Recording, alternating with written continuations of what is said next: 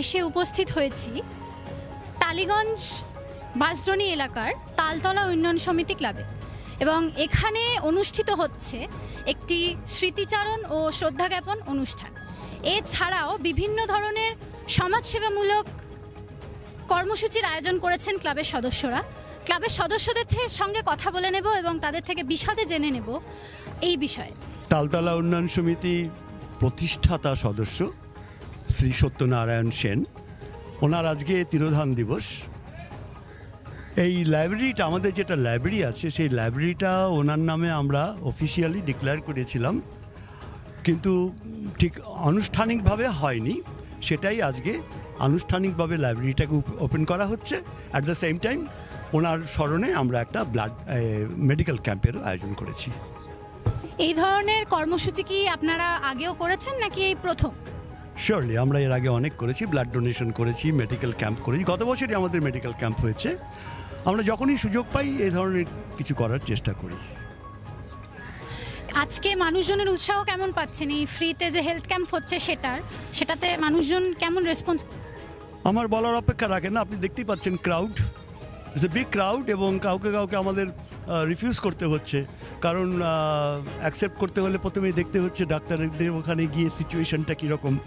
Situation বুঝে আমরা allow করছি, আদারওয়াইজ আমরা অ্যালাউ করতে পারছি না। কাজেই মোটামুটি সারা বলবো না, অতিরিক্ত সারা। পরবর্তীতে আর কি কি কর্মসূচি রাখার চিন্তা ভাবনা করছেন আপনারা?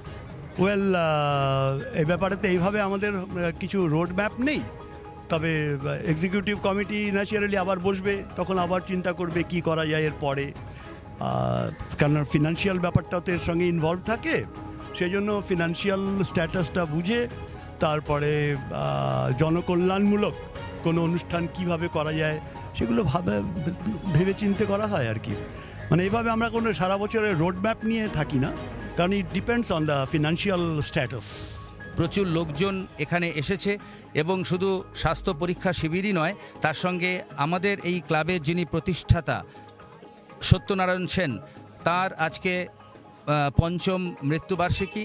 আজকে একই সঙ্গে এলাকার বিভিন্ন গুণীজন মানুষ, বরিষ্ঠ নাগরিক, তারা আজকে আমাদের এই অনুষ্ঠানে উপস্থিত থেকেছেন এবং তার সম্পর্কে স্মৃতিচারণ করেছেন এবং আজকের এই স্বাস্থ্য পরীক্ষা শিবিরে তারা অংশগ্রহণ করেছেন এবং তারা অত্যন্ত আপ্লুত যে এই ধরনের একটা সুন্দর অনুষ্ঠান আমরা পরিচালনা করছি সেটা দেখে। ধন্যবাদ। আমরা ক্লাব সদস্যদের সঙ্গে কথা বললাম এবং বিশদে জেনে নিলাম সকাল থেকে কী কী কর্মসূচি এখানে অনুষ্ঠিত হয়ে চলেছে এবং এই কর্মসূচির দ্বারা সাধারণ মানুষ ঠিক কতটা উপকৃত হচ্ছেন এবং সাধারণ মানুষের ঠিক কতটা উৎসাহ তারা সকাল থেকে পেয়ে চলেছেন। ক্যামেরায় শুভর সঙ্গে আমি তিয়াশা, ডিবি নিউজ কলকাতা।